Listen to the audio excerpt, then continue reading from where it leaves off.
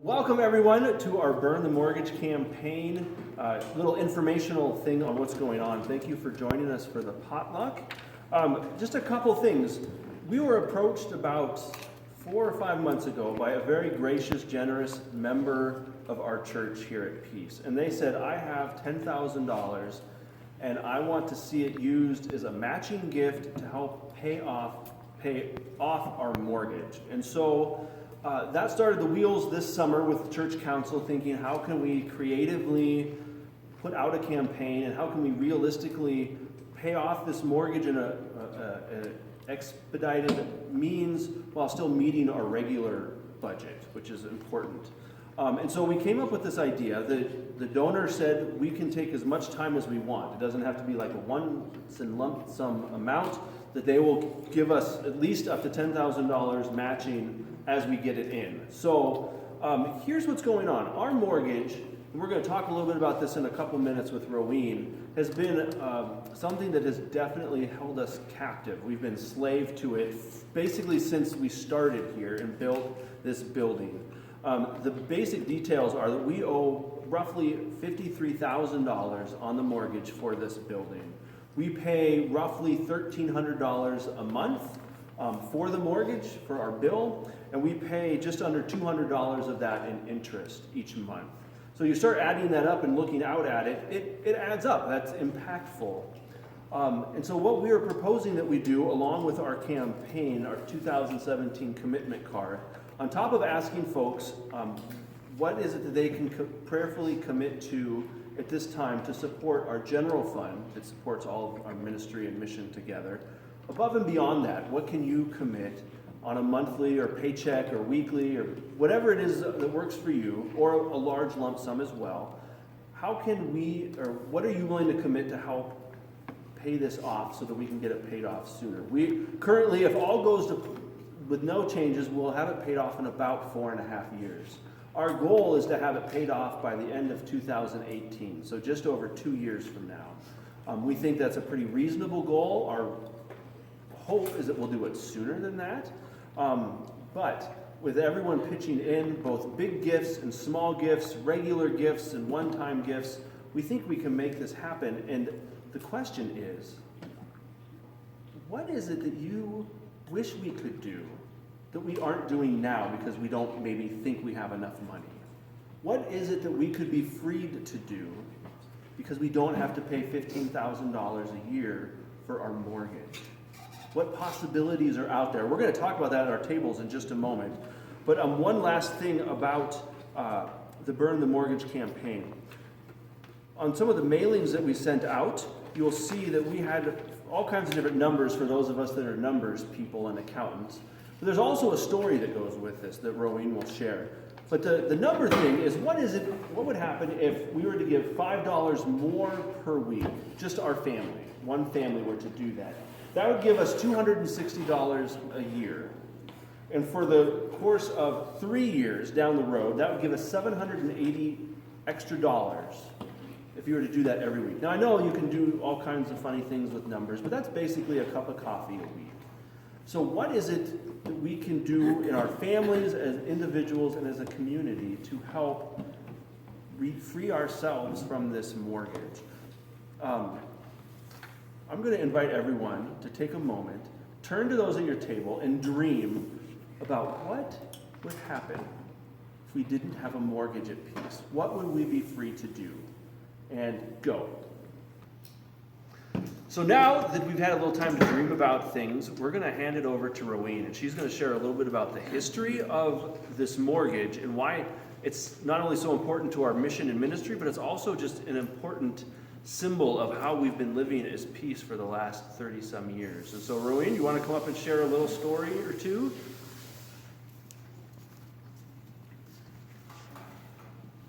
To understand our mortgage, we need to understand how Peace got started in the first place. And this was a Mission Start congregation under the auspices of the old American Lutheran Church, the Lutheran Church in America, and Lutheran Church Missouri Synod. And it ended up being a church in the LCA because it was their turn. And the church headquarters was in Philadelphia, and we wondered about the decision because there was only one other LCA congregation in Western North Dakota, but that's another whole story. So in the fall of 1982, Pastor Anna Jovic and his family came to Dickinson, and he started knocking on doors and inviting people to be part of a new congregation. We had no church building, and most of the meetings took place in Jovic's basement.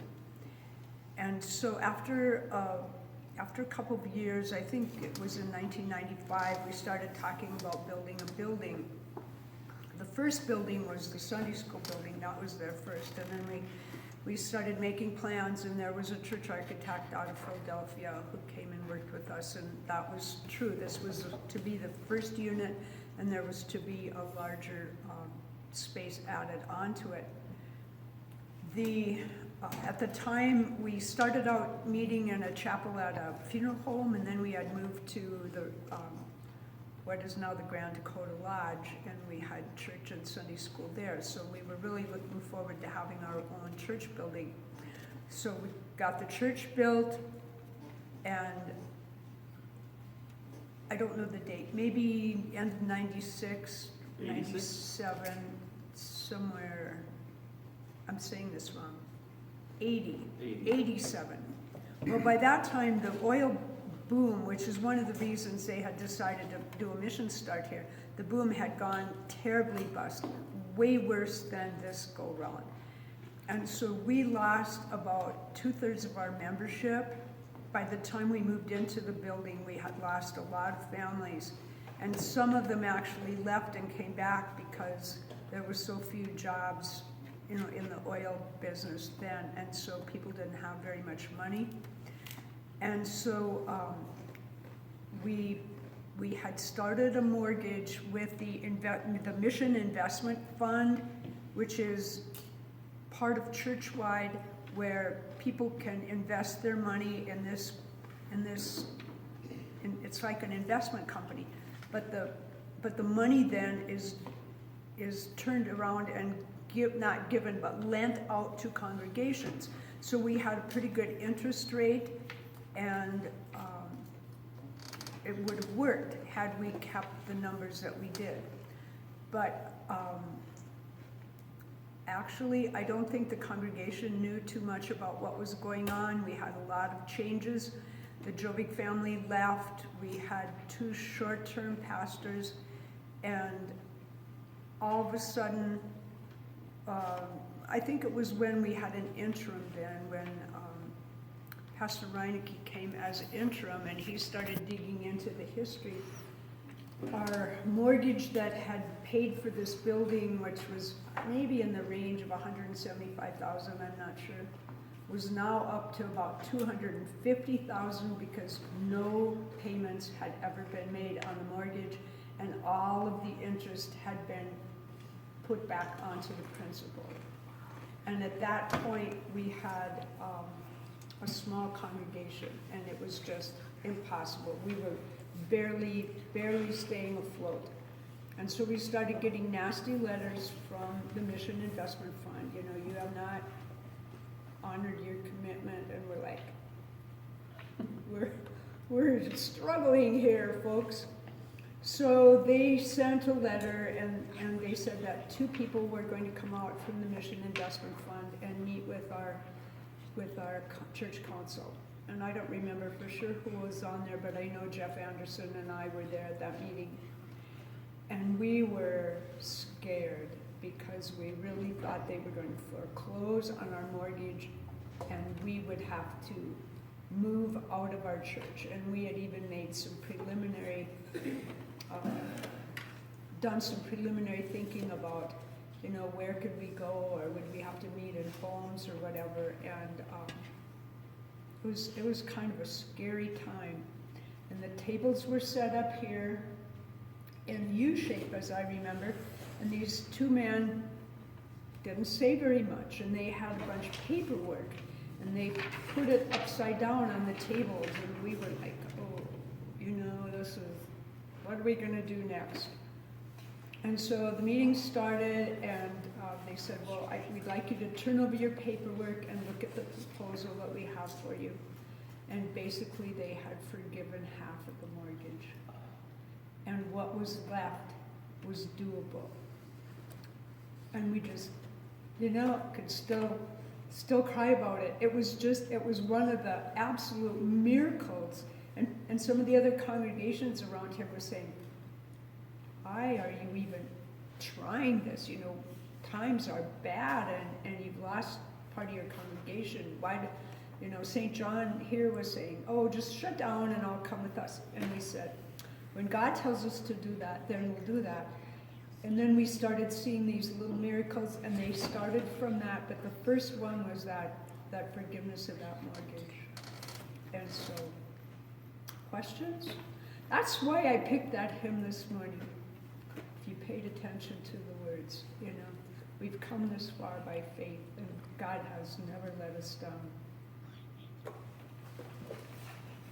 Thank you, Roene, for sharing about the little history about the mortgage. I also remember hearing the stories about how at one point the council was meeting every Monday to decide, to look at the offering and see what the bills were and see if they could keep going for one more week.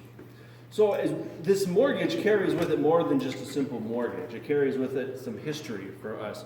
History that connects us to the larger church and the work that the ELCA does, the beauty that comes when we're not just church all by ourselves, but when we're church together across the country and across the world.